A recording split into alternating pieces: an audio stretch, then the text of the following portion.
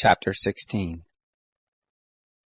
Now Korah, the son of Izhar, the son of Kohath, the son of Levi, with Dathan and Abiram, the sons of Eliab, and On, the son of Peleth, sons of Reuben, took men, and they rose up before Moses, with certain of the children of Israel, 250 princes of the congregation, called to the assembly, men of renown. And they assembled themselves together against Moses and against Aaron, and said to them, You take too much on you, seeing all the congregation are holy, every one of them, and the Lord is among them. Why then lift yourselves up above the assembly of the Lord? When Moses heard it, he fell on his face, and he spoke to Korah and to all his company, saying, In the morning the Lord will show who are his, and who is holy, and will cause him to come near to him. Even him whom he shall choose he will cause to come near to him. This do, take censers, Korah, and all your company, and put fire in them, and put incense on them, before the Lord tomorrow. And it shall be that the man whom the Lord does choose, he shall be holy. You take too much on you, you sons of Levi. Moses said to Korah, Hear now, you sons of Levi. It seems but a small thing to you, that the God of Israel has separated you from the congregation of Israel, to bring you near to himself, to do the service of the tent of the Lord, and to stand before the congregation to minister to them, and that he has brought you near, and all your brothers, the sons of Levi, with you, and you seek the priesthood also?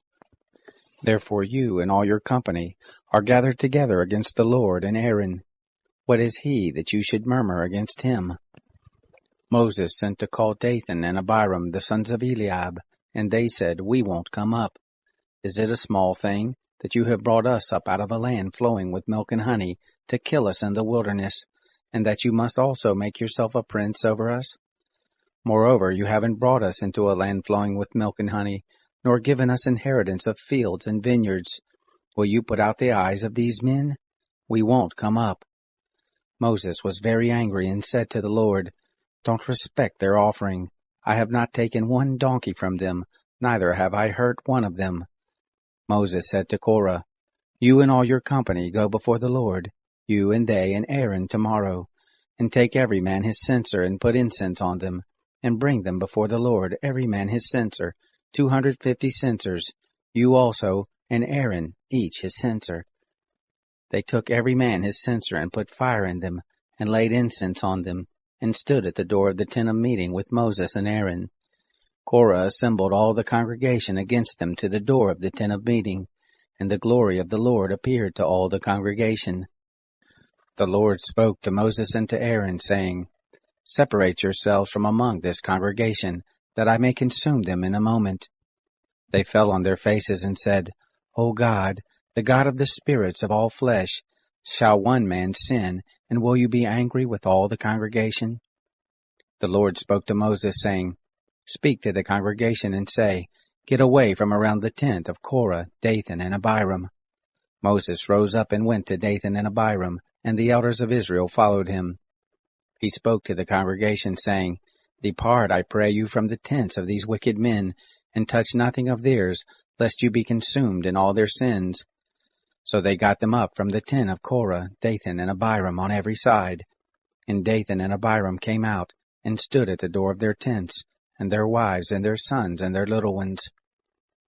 Moses said, Hereby you shall know that the Lord has sent me to do all these works, for I have not done them of my own mind. If these men die the common death of all men, or if they be visited after the visitation of all men, then the Lord hasn't sent me. But if the Lord makes a new thing, and the ground opens its mouth, and swallows them up, with all that pertains to them, and they go down alive into Sheol, then you shall understand that these men have despised the Lord.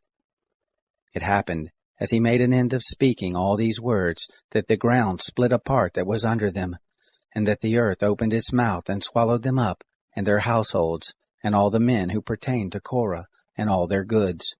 So they, and all that belonged to them, went down alive into Sheol, and the earth closed on them, and they perished from among the assembly. All Israel that were round about them fled at the cry of them, for they said, Lest the earth swallow us up. Fire came forth from the Lord, and devoured the 250 men who offered the incense.